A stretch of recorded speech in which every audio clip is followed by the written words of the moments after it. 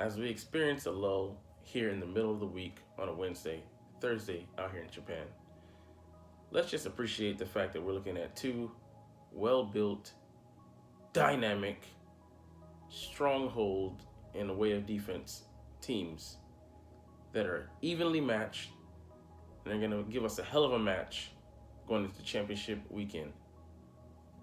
And in a game that might be better than the eventual Super Bowl matchup. What's up? It's your boy Cintron coming back at you with another news/analysis video. And we're looking at a myriad of topics today. So first, we'll start off with number one. Nick Sirianni is not on the short list for Coach of the Year. That has got to be a slight, an insult.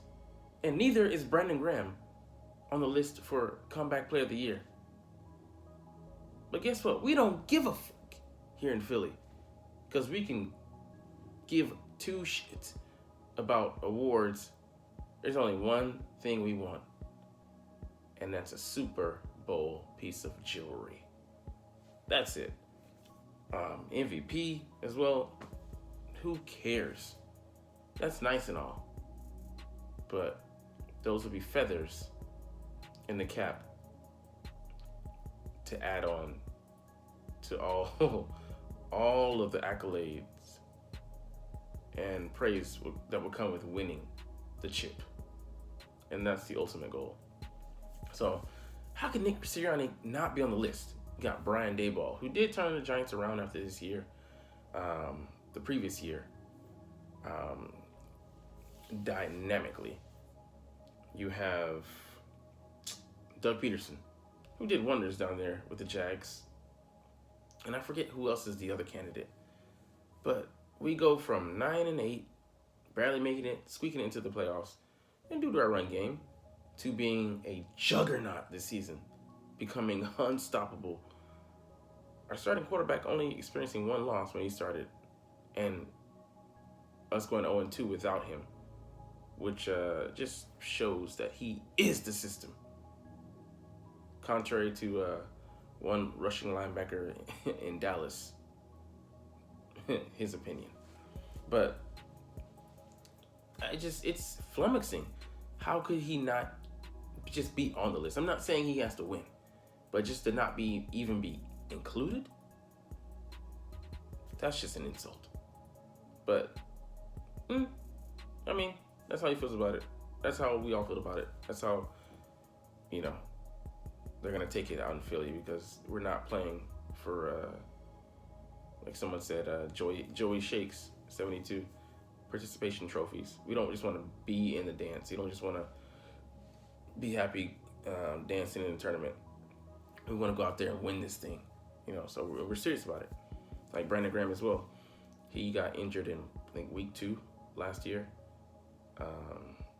and it was Achilles tear, and he was 33 at the time. A player of that age rupturing his Achilles tendon, and bouncing back to have the best statistical year as far as sacks goes that he's ever had. I mean, come on less snaps. He played around like 450, 490 snaps and got that clip of 11. Just excellent work by him. He works hard on the field, studies well. He's laid down roots there in the community. In Philly, has a second home. He's a Michigan guy, but I mean, he's just a stand-up guy. Someone you really want to model yourself after, and someone to look up to. And he doesn't even sniff Comeback Player of the Year. But hey, like I said, he doesn't care. He could, give two shits. He's still gonna wear that stupid smile he has in his face and be elated about these quarterbacks, So, I mean, I think the other Coach of the Year candidate is, ironically, Kyle Shanahan. I mean, him doing work with the third string quarterback. I get it, but I mean, he deserves to be on the list. I'll say that. He deserves that for the job that they've done down there in Santa Clara, kudos. We'll come see them Sunday, or they'll come see us, I should say.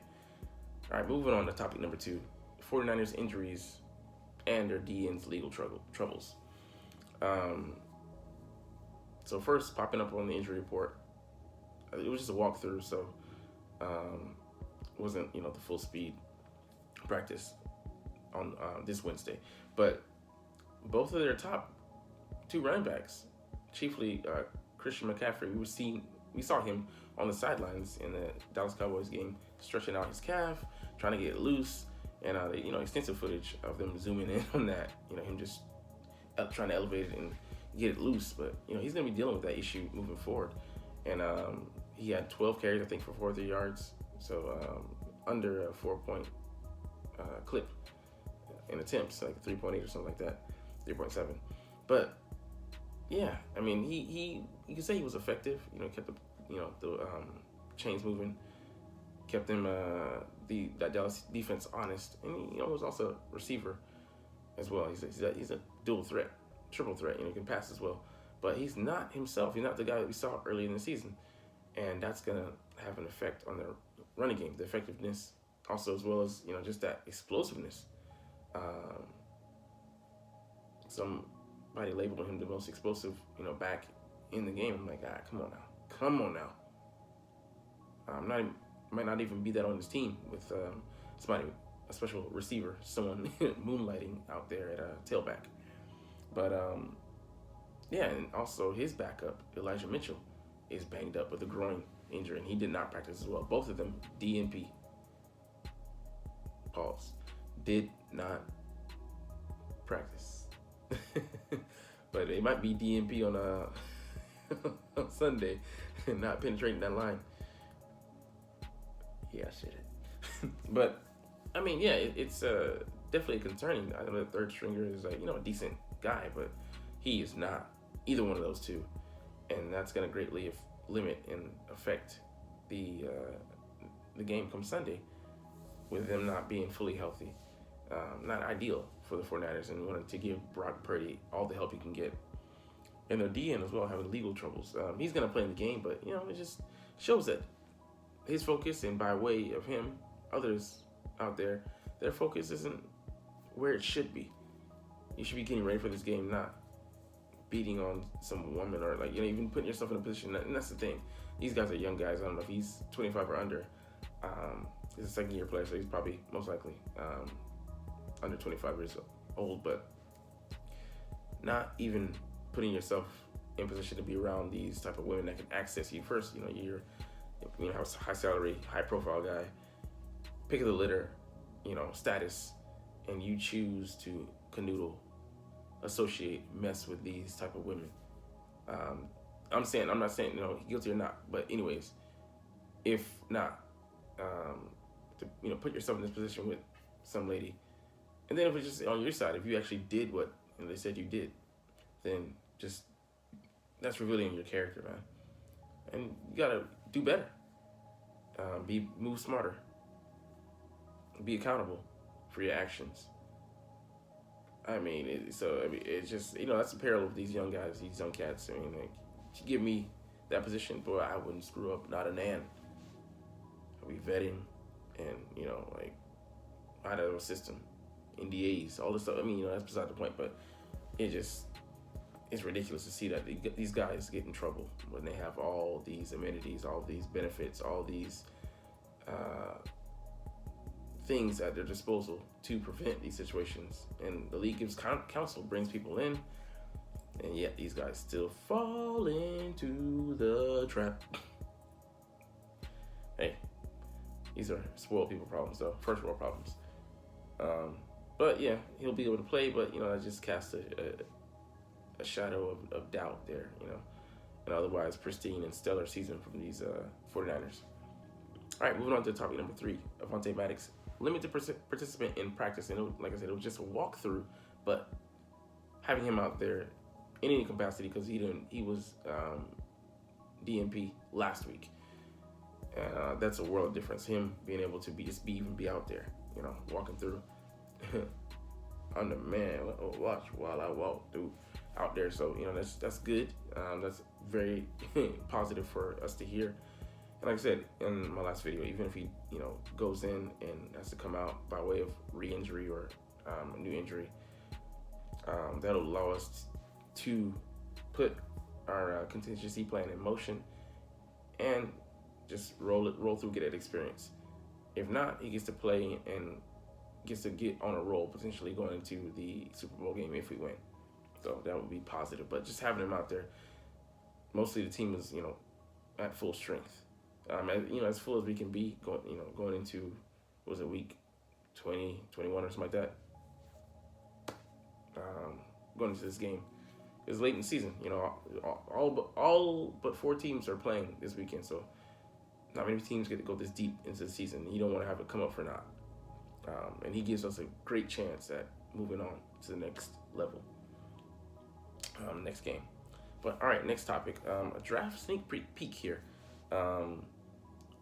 Eagles wanted to sign a lot of their free agents that they're having coming up. They're like 8, 9, 10 that are like critical, and a lot of these guys starters that greatly boosted our repertoire, our depth, our sharpness, our strength in different positions this year: linebacker, D tackle, D end, safety,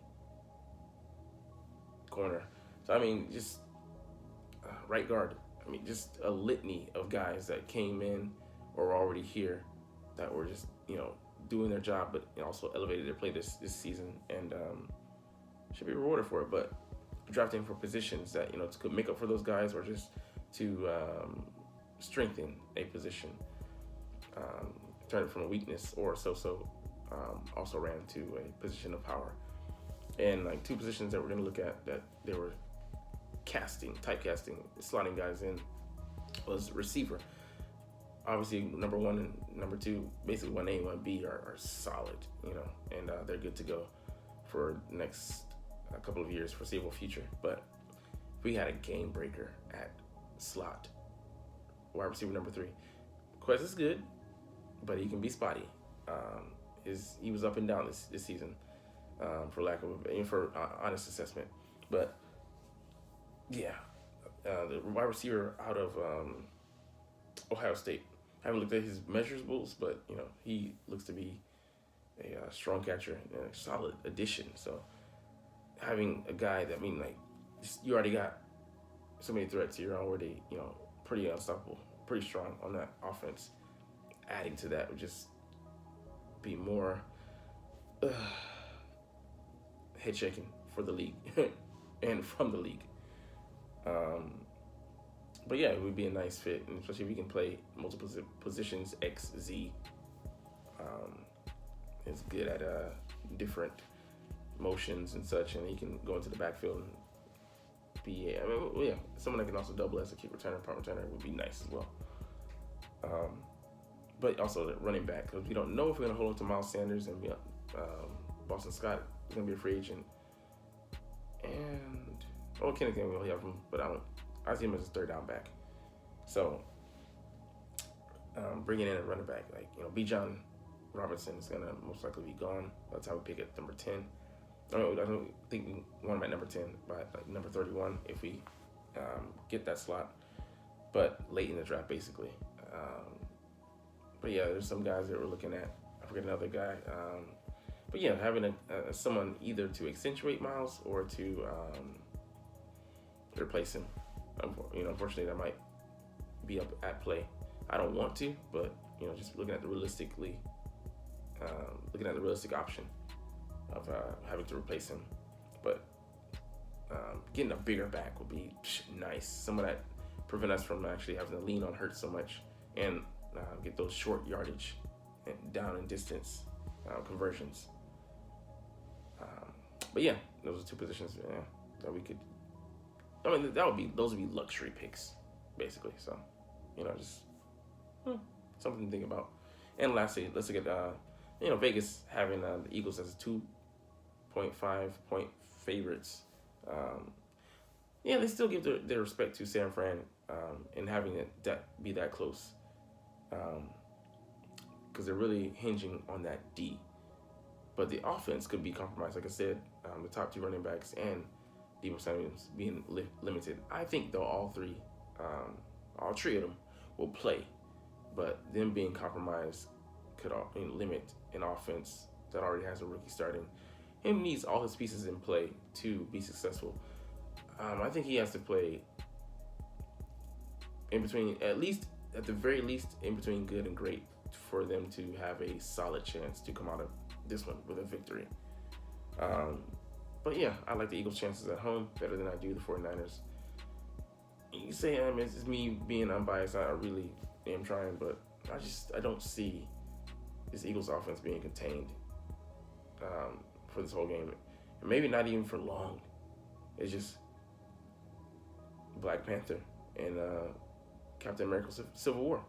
How long do you think you can stop me from breaking out? How long do you think you can stop me from getting to the end zone? I know, my friend. So let's get up out of here, man. Fly, Eagles, fly. Let's go. Like, comment, share, subscribe if you Thanks for watching. Check me out at Cintron, Cintron Anime, Cintron Life, or Cintron Laughs, or other social media.